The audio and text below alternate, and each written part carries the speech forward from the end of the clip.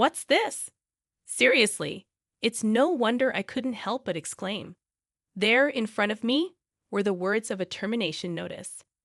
I had been told not to contact during business trips, but this was something I couldn't ignore. I hurriedly called Jack. No answer. I called over and over. Simultaneously, I sent messages, but there was no response. It was past noon. Maybe he couldn't answer due to work, but I had to get in touch somehow. After persistently calling, he finally picked up. Hello, Jack.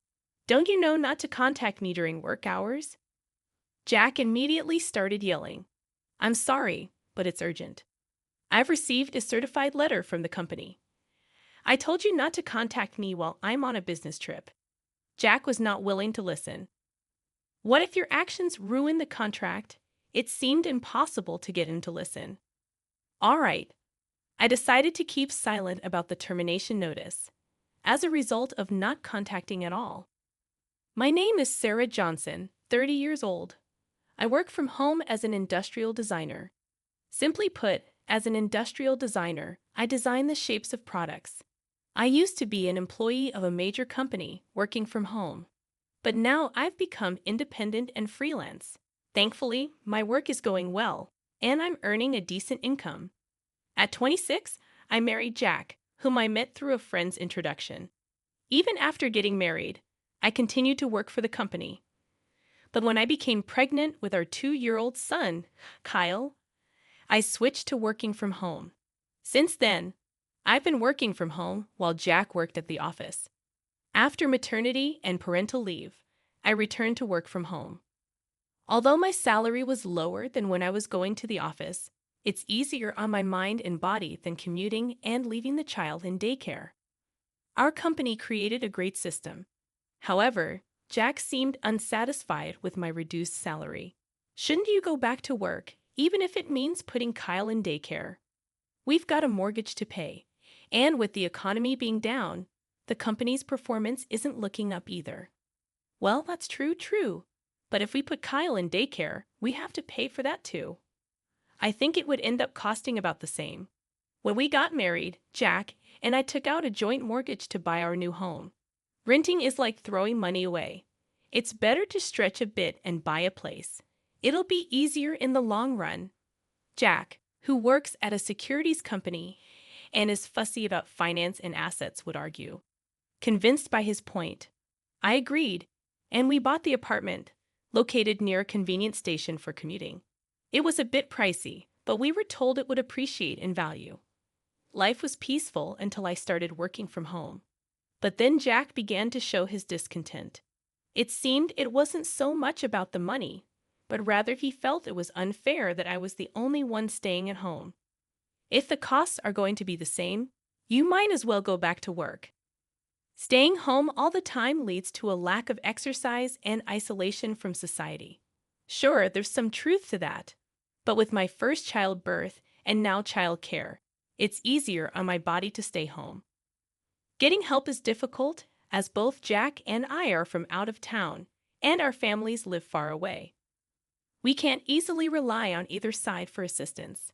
When I brought up this topic, I could sense Jack's real feelings from his muttered response. It's unfair that only Sarah gets to stay home. I wish I could too, but there's a difference in our jobs. I'm a designer and Jack is in sales. I can finish designs on my computer and just send the data, but Jack's work can't be done from home. That's true, but still, it feels unfair that only Sarah gets to enjoy this nice house, he complained. Hearing these words surprised me. What do you mean enjoy alone? This is our home. Yours, mine, and Kyle's. First of all, we're both paying the mortgage. The rights should be split equally. Jack's childish remarks made me worry if he was really okay. Even as a father, Kyle was growing up well, and I was managing both child care and work from home. I also took the bold step of becoming independent as my work was well received, and I started getting offers from business contacts.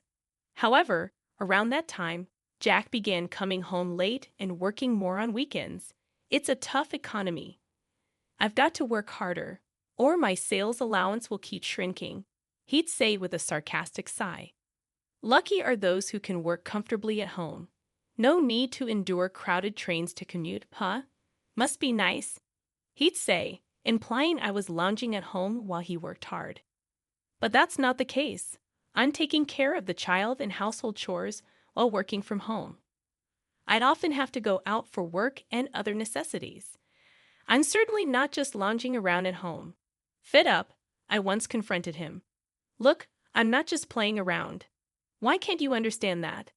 I'm paying my share of the mortgage too. Oh, is that so? Jack interrupted, his face turning red with anger. I must be such a failure, huh? Can't even get a mortgage on my own with my meager salary. I never said anything like that. Unlike the talented designer that you are, I have to desperately plead with unpleasant clients every day just to get paid. It always felt like that. No matter what I said, Jack would only take things negatively. I got so tired and eventually stopped talking to him altogether. It seemed pointless to say anything, and gradually, I started to wonder if there was any point in living together. But Jack was Kyle's father. The thought of taking away his father seemed selfish, and that held me back. Maybe because I stopped talking, Jack started behaving even more selfishly and eventually almost stopped contributing financially. It was supposed to be a joint mortgage, but now it looks like I'm paying it all by myself. It's tough, but with my current income as a designer, I can manage the mortgage and living expenses on my own. Jack probably knows this, and that's why he's behaving like that. I think if we were at risk of losing the house because we couldn't pay the mortgage, he'd contribute something. Jack is that kind of calculative person. And around that time, I started to have a suspicion. Maybe Jack had another woman and was spending his money on her. If that's the case, I have no choice but to take a drastic step. Of course, I'd make sure he pays what he owes. I wanted to find proof, but I didn't know how. The most reliable way would be to hire a detective agency, but that's expensive. If I knew the dates, times, or places to look, it would be easier. But with just a vague suspicion, I had no idea how much it would cost. Right now, I'm managing, but if Jack and I were to separate, there'd be future uncertainties. I'd prefer to save as much money as possible. Then one day, while I was feeling uneasy, a certified mail from the company arrived. Jack was on a business trip and had been gone for 2 nights and 3 days. Why would they send something like this on a day he's away? I was even more perplexed but curious. So I decided to open it, telling myself that if it was urgent, I needed to contact him immediately.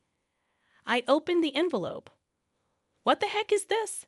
I couldn't help but exclaim. It was a termination notice. I was told not to contact Jack during business trips, but I couldn't just ignore this. I tried calling him, no answer. I called again and again. I sent messages too, but got no response. It was past noon. Maybe he couldn't answer because of work, but I had to get through to him. When I kept calling persistently, he finally answered. Hello, Jack. I told you not to contact me when I'm working. Jack yelled as soon as he answered.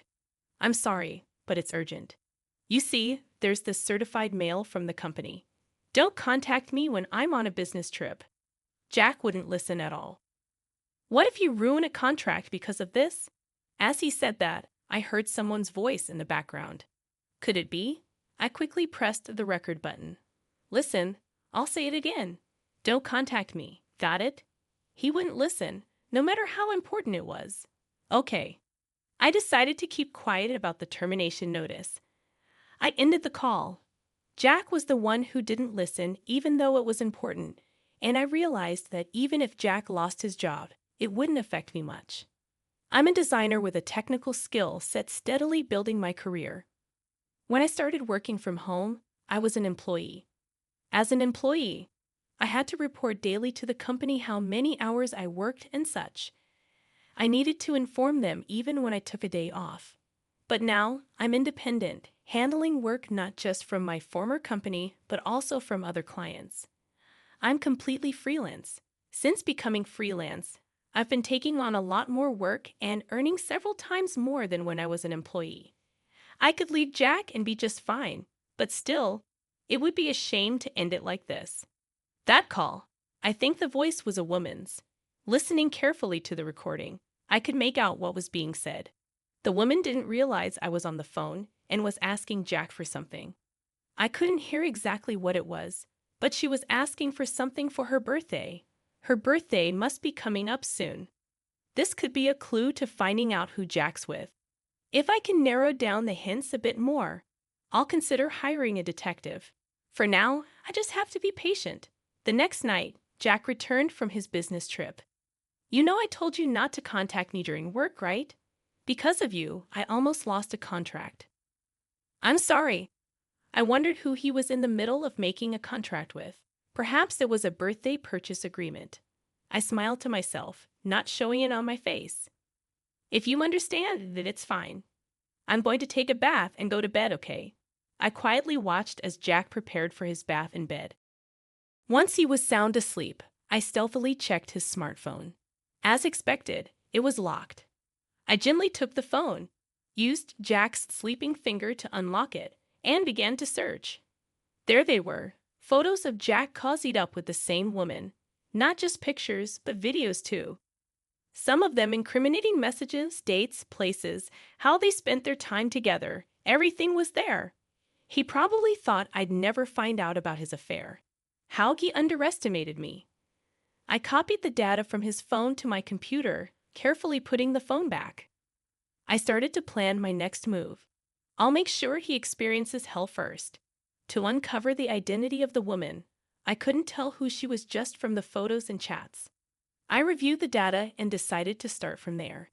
The next day, Jack left the house as if nothing had happened.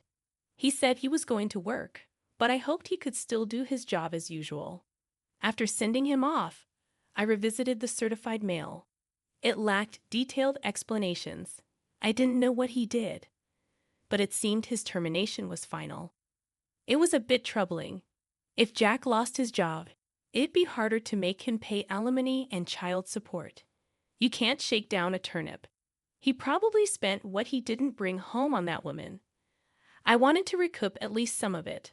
Of course, I planned to make her pay damages too.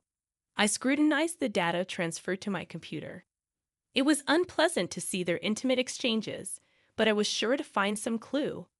Social media platforms typically require a phone number for user registration. When I checked, there it was, a contact listed as Kate, trading in Jack's phone. Apparently, his mistress.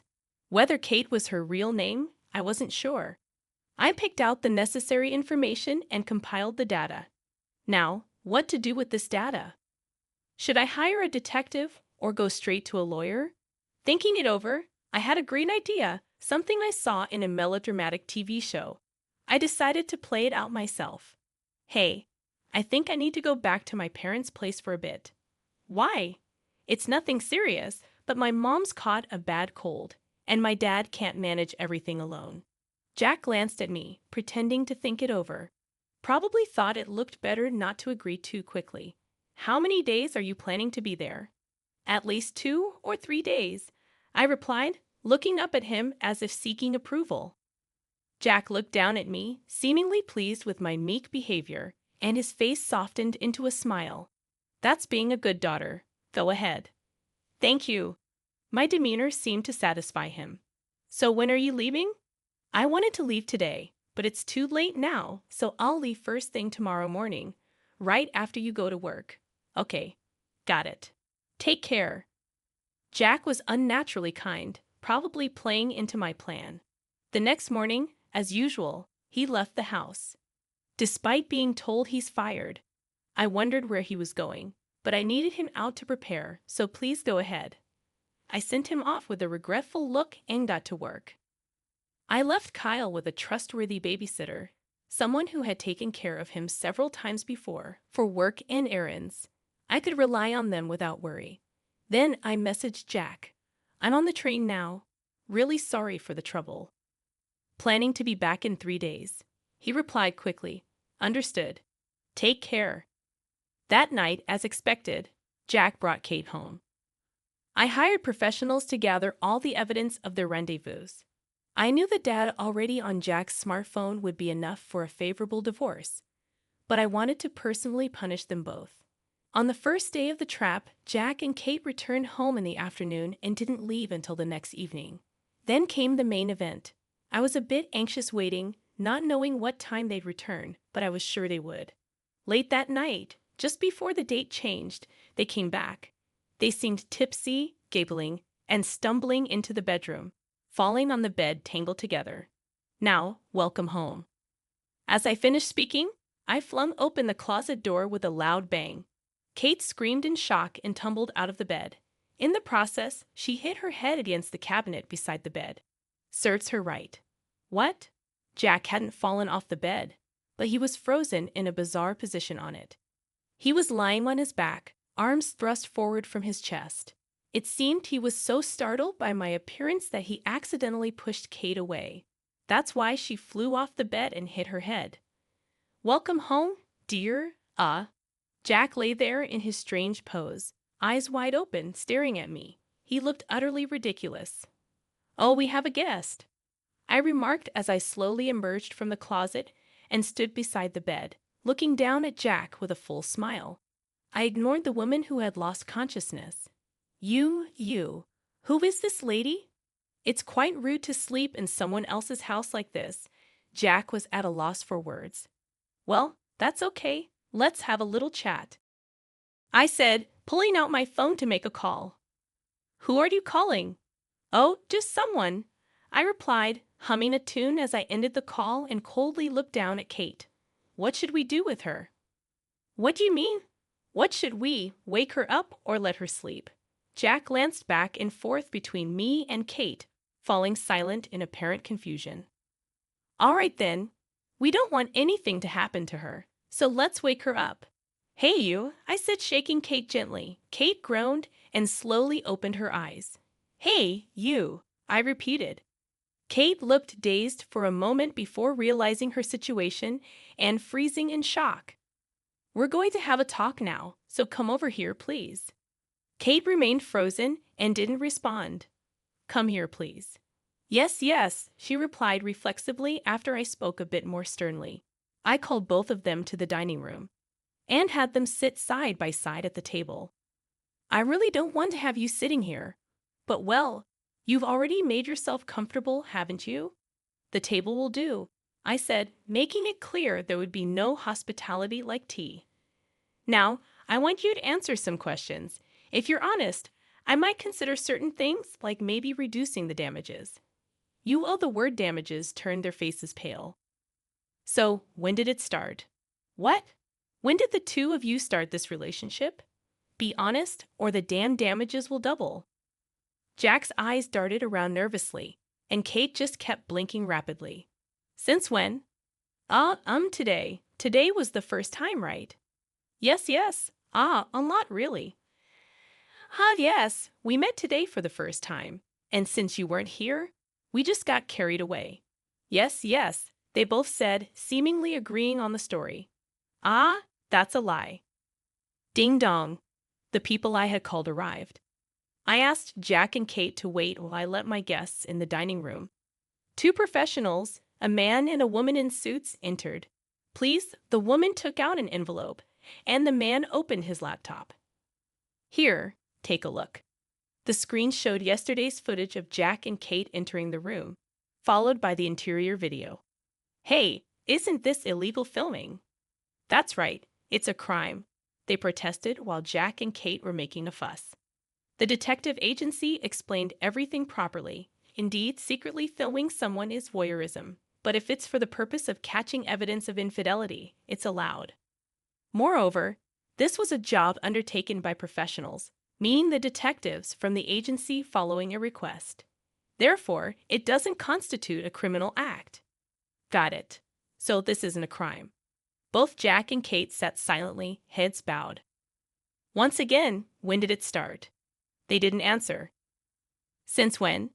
You said today was the first time, but that's a lie, right?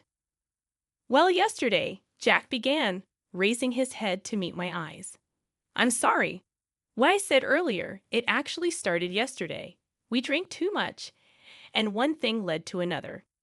Yes, I'm sorry, they both apologized. So, you admit to the affair? Yes, we're sorry, but it was just this once.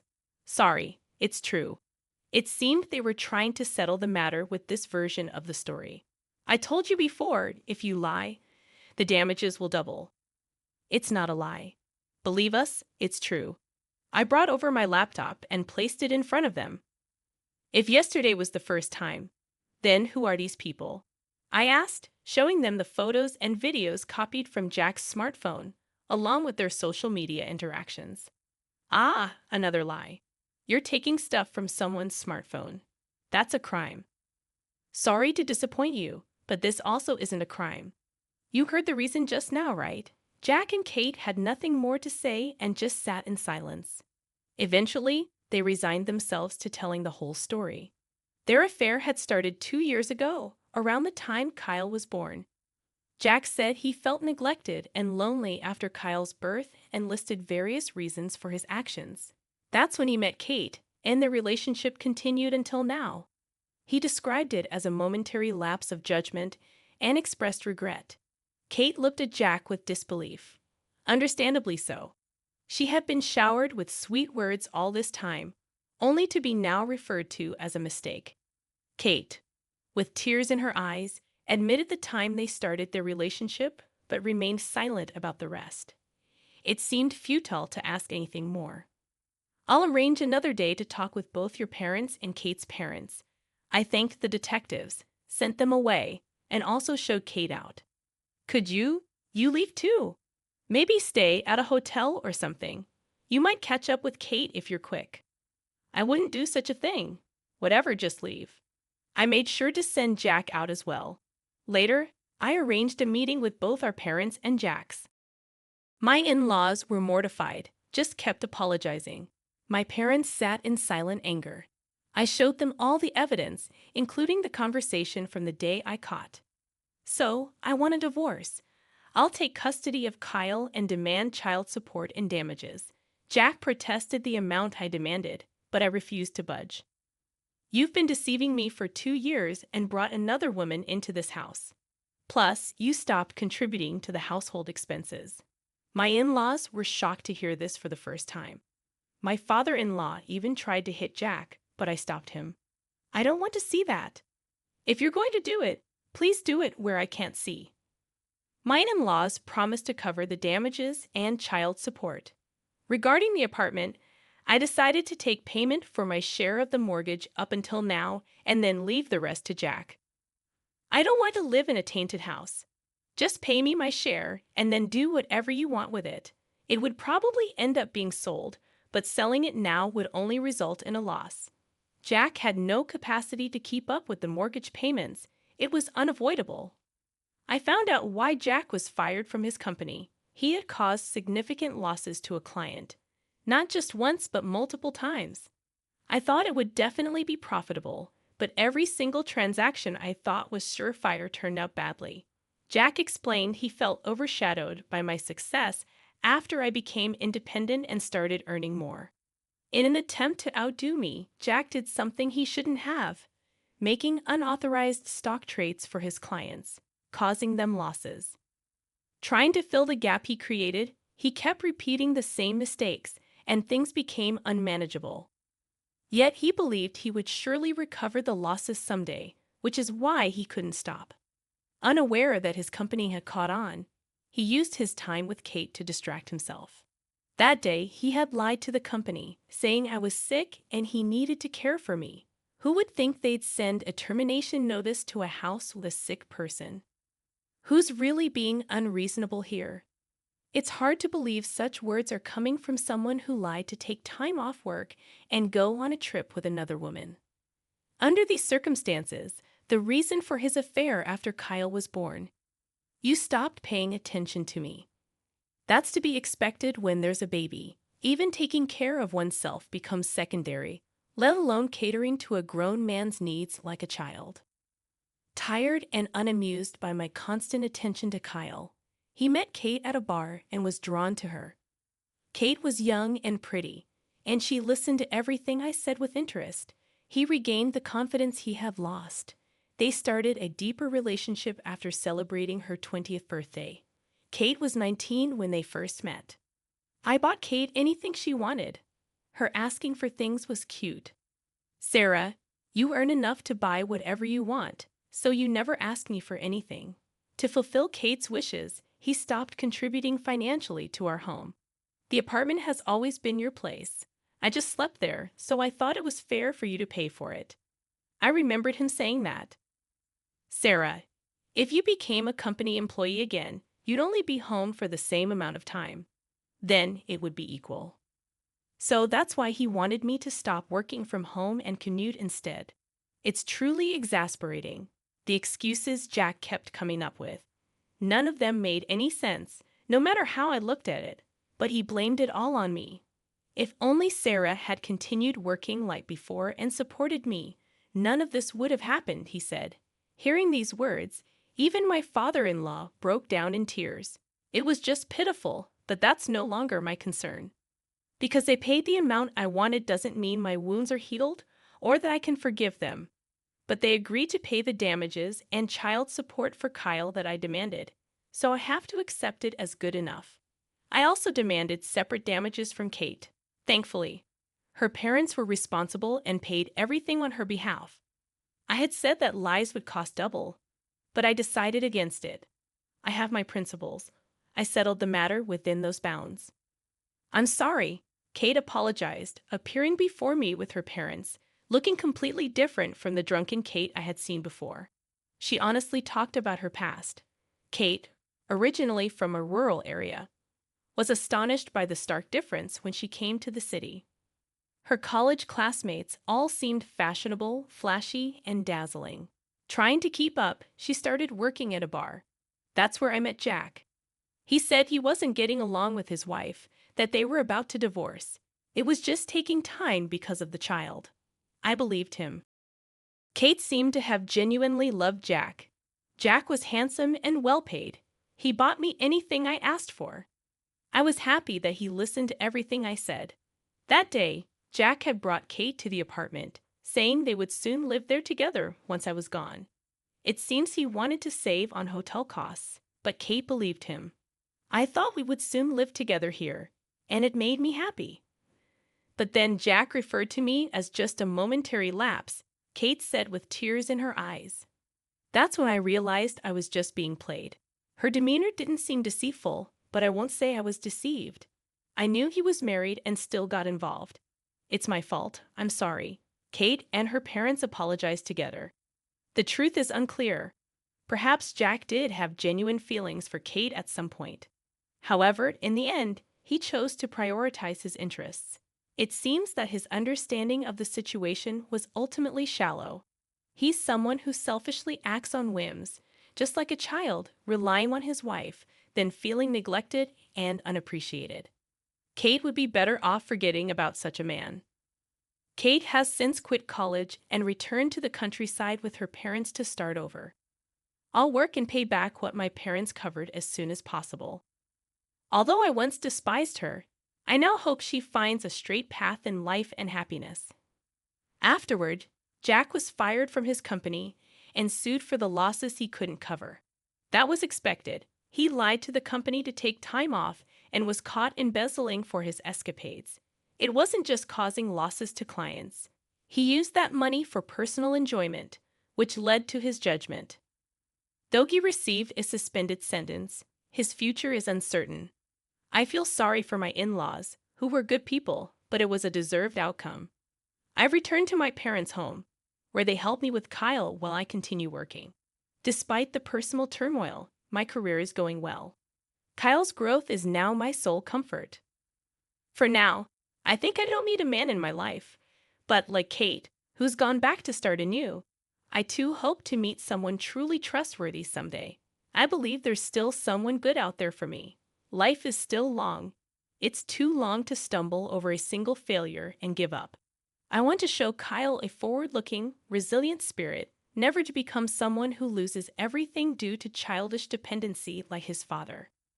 For that reason, I will keep looking ahead, hold my head high, and keep walking. I will never give up on any happiness.